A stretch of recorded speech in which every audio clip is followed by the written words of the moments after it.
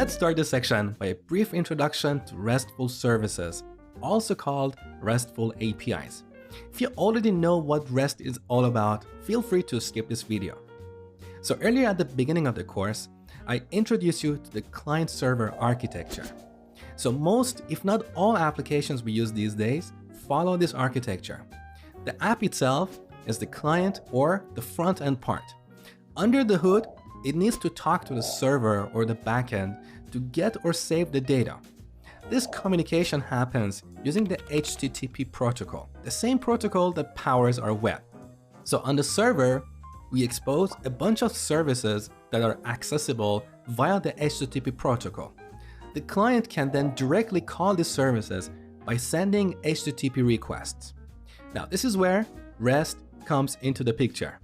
REST is short for Representational State Transfer, and I know it probably doesn't make any sense to you because it was introduced by a PhD student as part of his thesis. But the theory aside, REST is basically a convention for building these HTTP services. So we use simple HTTP protocol principles to provide support to create, read, update, and delete data. We refer to these operations all together as CRUD operations. Now let's explore this convention using a real-world example. Let's say we have a company called Vidly for renting out movies. We have a client app where we manage the list of our customers. On the server, we should expose a service at an endpoint like this. So vidly.com/API/customers. So the client can send HTTP requests to this endpoint to talk to our service. Now, a few things about this endpoint you need to know. First of all, the address can start with HTTP or HTTPS. That depends on the application and its requirements. If you want the data to be exchanged on a secure channel, you would use HTTPS. After that, we have the domain of the application. Next, we have /API. This is not compulsory, but you see a lot of companies follow this convention to expose their RESTful services. They include the word API somewhere in the address. It can be after the domain, or it can be a subdomain like api.vidly.com. There is no hard and fast rule. After that, we have /customers, which refers to the collection of customers in our application. In the REST world, we refer to this part as a resource.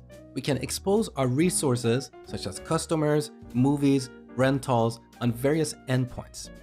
So this is our endpoint to work with the customers.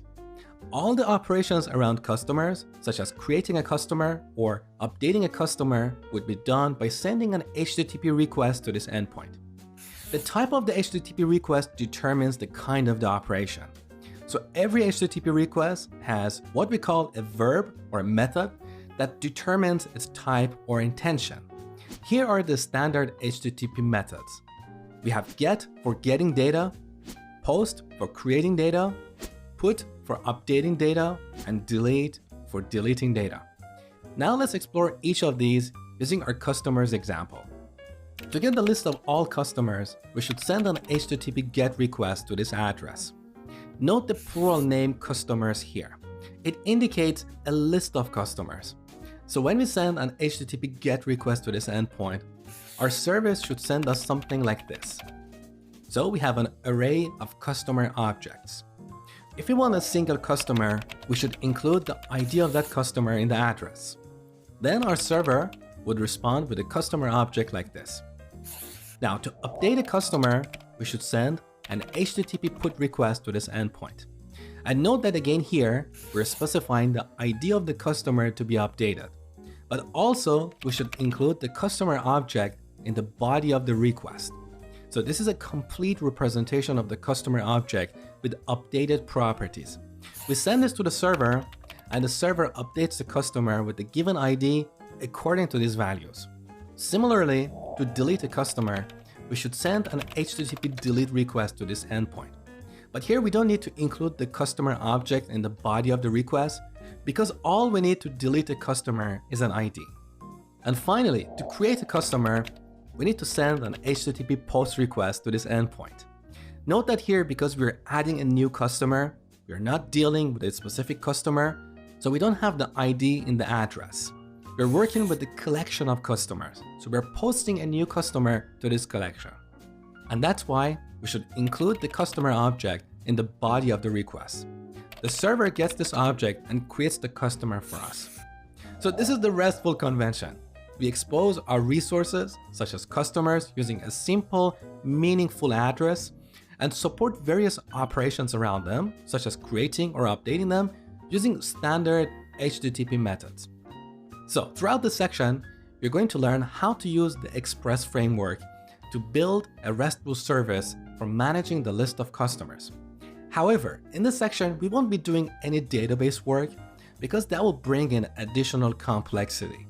Our focus will be purely on building HTTP services, and we will use a simple array in memory to keep the list of our customers. Later in the course, we'll look at using a database.